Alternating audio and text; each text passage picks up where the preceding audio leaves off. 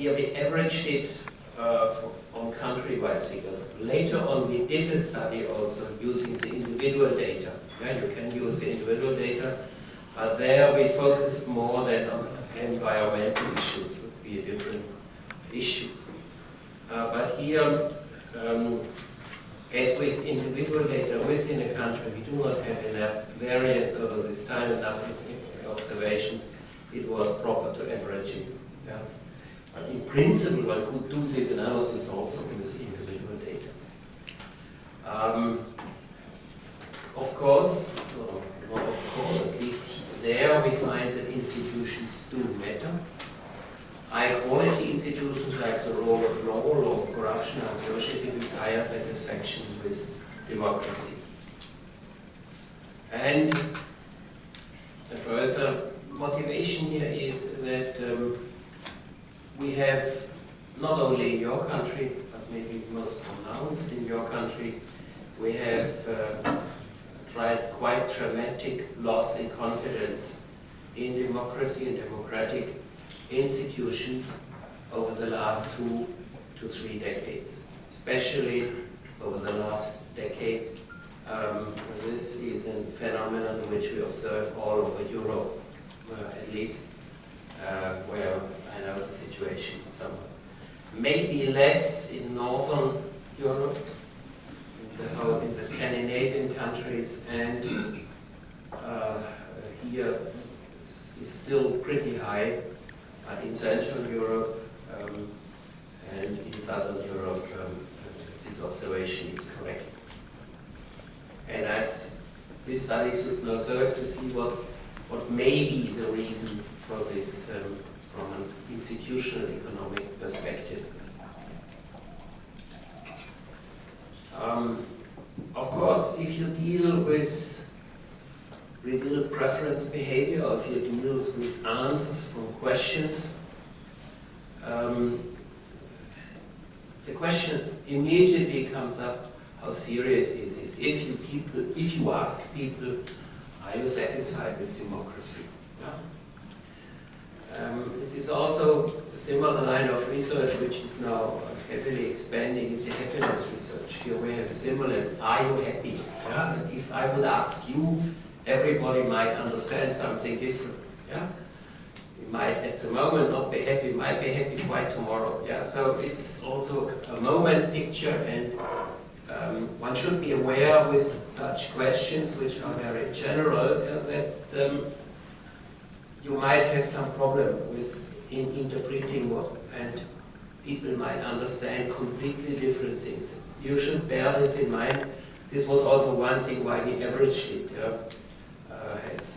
So that we thought if we average it, we get the basic trend later on out, and not individual differences. But it is a problem with the concept and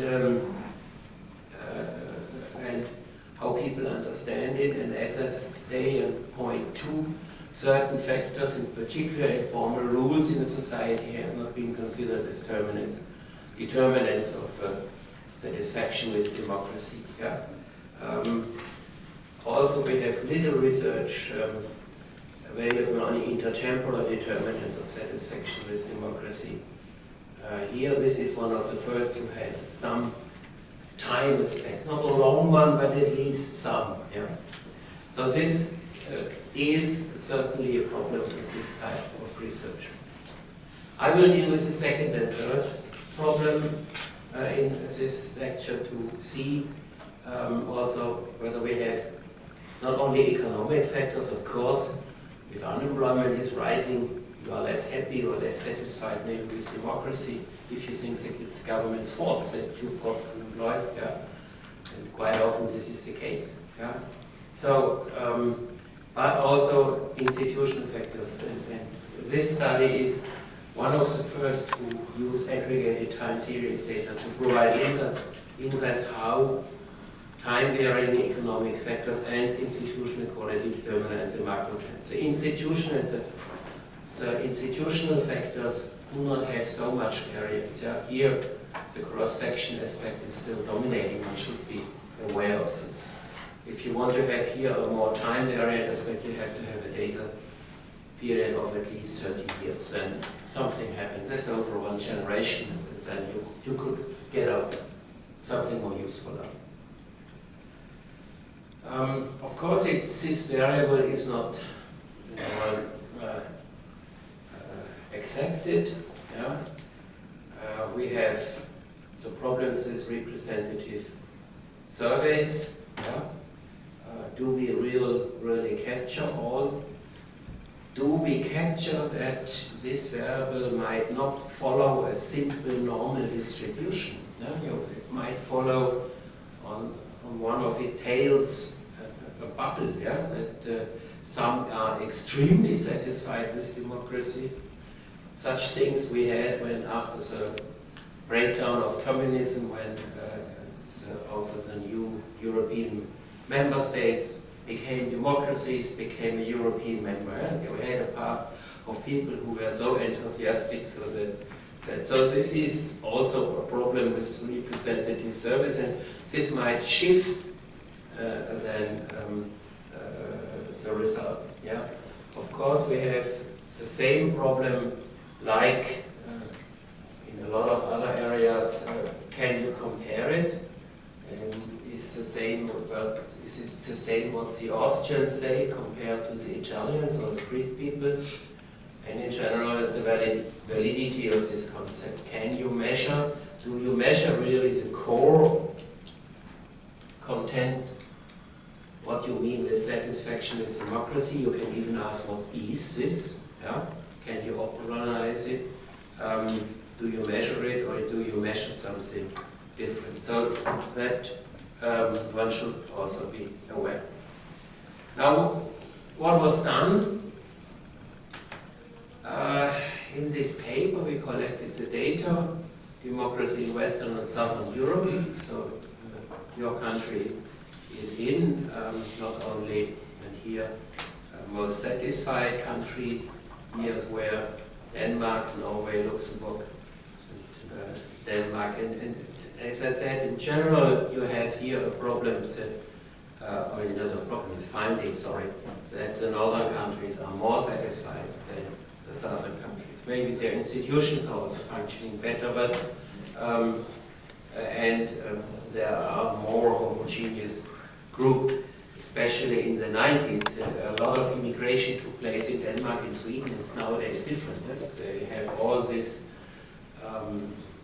problems now with immigrants and the reaction of a right-wing party in these countries, etc. So this is also now back in Scandinavia.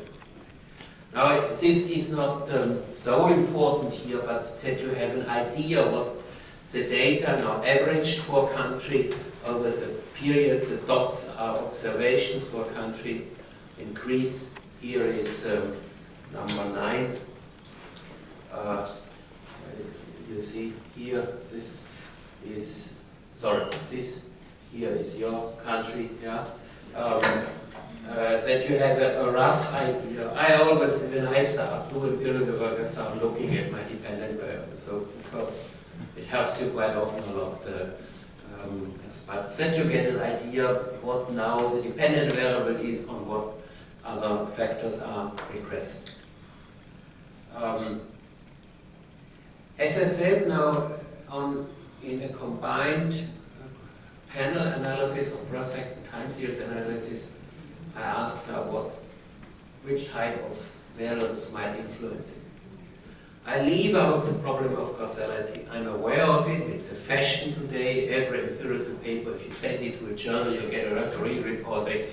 Did you handle the causality problem? Of course, it might be that if people are very satisfied with democracy, they are ready to take government measures of higher taxes and other things, and it doesn't happen. And then it's a question of reverse causality and the other thing around. So I will not deal with this. I'm aware of it. It might be a problem here on a combined cross-section country analysis. With it might not be as serious, but it might be there. As I said, I have economic and institutional variables. How do I operate them? You see here the usual, what do I use? We will come and derives the sign. I use GDP per capita,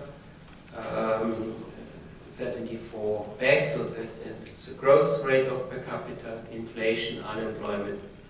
Then for institutional factors, I have the usual ones, starting with the Berry index, quality of monetary policy, also to see a bit about government actions, regulatory quality, rule of law, control of corruption, size of the shadow economy, left-right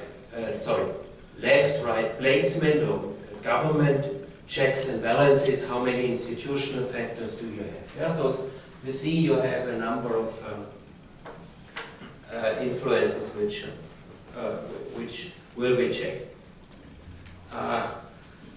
Coming to the hypothesis, first starting with the economic variables. Yeah, we have here economic variables, and this is obvious. The worse the overall economic performance of a country is, the lower the average satisfaction with democracy. Here I take also the usual public choice argument that on average voters held the government responsible for the economic situation. There might be some outside effects like an oil crisis or something like this, but in most circumstances voters make and taxpayers make the government responsible, at least partly responsible for the overall economic performance.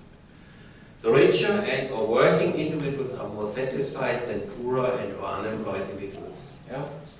And as proxies, I use the GDP growth, unemployment, log inflation, and to control for the shift, GDP per capita.